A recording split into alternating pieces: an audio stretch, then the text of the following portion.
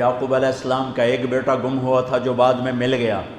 40 سال روتے روتے آنکھیں سفید ہو گئیں. اللہ کو راضی کرنے کے لیے ہر قدم اٹھا دو.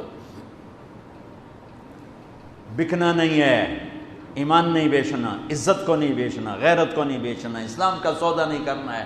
بچوں کے لیے، اپنے لیے، بیوی کے لیے، عہدے کے لیے، کرسی کے لیے، حکومت کے لیے، مال کے لیے، عزت کے لیے، یہ سب جھوٹے نقشے ہیں. یا اللہ مجھے تو چاہیے.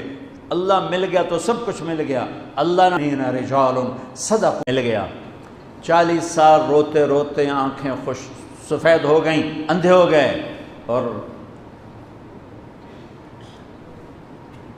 میں نے اپنی ساری نسل کو اپنی آنکھوں کے سامنے ذبح ہوتے دیکھا.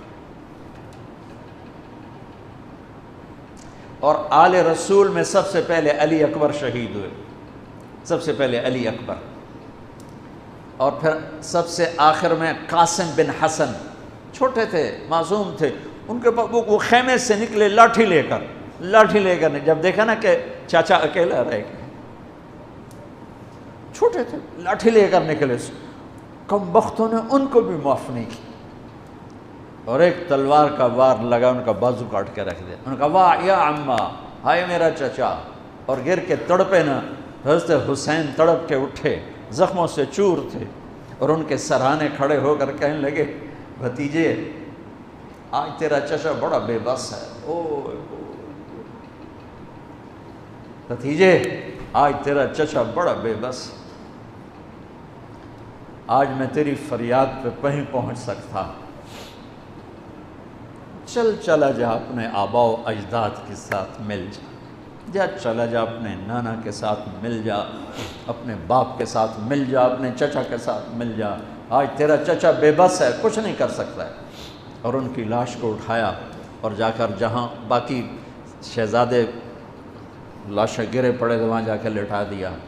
اور پھر بیٹھ گئے. زخمی تھے، کوئی ان کو قتل کرنے کے لیے آگے نہیں بڑھ رہا.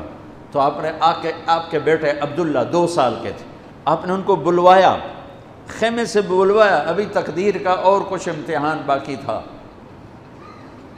اس باپ کو سوچو جس کی آہ بھی نہ نکل سکتی. اے محمد مصطفیٰ، اے ہمارے نانا جان، آپ پہ اللہ کا سلام ہو، آپ پہ آسمان کے فرشتوں کا سلام ہو.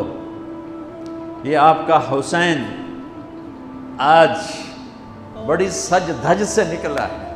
اے ہمارے نانا، اے ہمارے رسول، آج تیرے نواسے نے اپنے خون کے تانے بانے کا سرخ جوڑا پہنا ہے، اپنی بوٹیوں کا صحرا سجایا ہے، اپنے خون سے تیری امت کو پانی دیا ہے. آج اس کی بارات ہے، آج یہ 72 سر اس کی بارات ہیں. یا رسول اللہ، آپ کی اولاد ذبح ہو گئی، آپ کی بیٹیاں قیدی ہو گئیں، اور ان کو کفن بھی نہیں ملا. تو ہوا نے غیرت مند ہو کر مٹی اڑائی اور انہیں خاک کا کفن پہنا دیا.